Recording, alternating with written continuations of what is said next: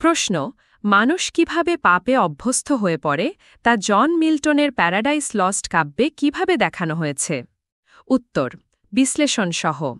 জন মিল্টনের paradise lost প্রথম প্রকাশ ১৬৬৭, একটি মহাকাব্য যেখানে মানুষ কিভাবে পাপে পতিত হয় এবং তারপর সেই পাপের প্রতি কিভাবে অভ্যস্ত হয়ে ওঠে তা বিস্তৃতভাবে চিত্রিত হয়েছে।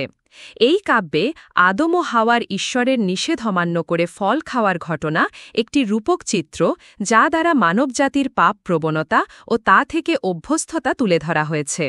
কিভাবে মানুষ পাপে অভ্যস্ত হয়? প্যারাডাইস লস্ট অনুসারে ১. প্রথমে আসে প্রলোভন ও বিভ্রান্তি, টেম্পটেশন অ্যান্ড ডিসেপশন।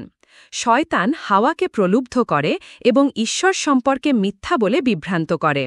হাওয়া মনে করে ফল খেলে সে ঈশ্বরের মতো জ্ঞানী হয়ে উঠবে। এই বিভ্রান্তি পাপের প্রথম ধাপ। এই পর্যায়ে মানুষ বুঝতে পারে না সে ভুল পথে যাচ্ছে। ২. তারপর আসে ইচ্ছাকৃত পাপ, ডেলিবারেট সিন।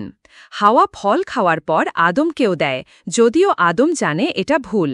কিন্তু হাওয়ার প্রতি ভালোবাসা ও একাকিত্বের ভয় থেকে সে পাপ করতে রাজি হয়। পাপ এখানে ব্যক্তিগত দুর্বলতার সুযোগে প্রবেশ করে। মানুষ নিজের আবেগকে যুক্তির চেয়ে বড় করে তোলে। ৩. পরে আসে আত্মপক্ষ সমর্থন ও অজুহাত, জাস্টিফিকেশন অ্যান্ড এক্সকিউজেস। পাপের পর আদম ও হাওয়া একে অপরকে দোষারোপ করে। তারা নিজের পাপ ঢাকতে চায়, লজ্জা অনুভব করে এবং ঈশ্বরের সামনে নিজেদের দোষ ঢাকার চেষ্টা করে। এটা সেই স্তর যেখানে মানুষ পাপকে তেমন খারাপ কিছু নয় বলে মনে করতে শুরু করে। ৪. পরবর্তীতে আসে পাপের প্রতি আসক্তি ও অভ্যস্ততা, অ্যাডিকশন অ্যান্ড মোরাল ডিক্লাইন।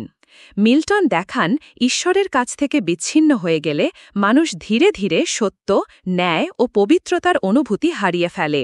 তারা ভোগ, ক্ষমতা ও ইন্দ্রিয় তৃপ্তির দিকে ঝুঁকে পড়ে, যা ভবিষ্যতের মানব ইতিহাসের পাপ প্রবণতার রূপক। মানুষ একসময় পাপকে তার স্বাভাবিক জীবনযাপন মনে করতে শুরু করে।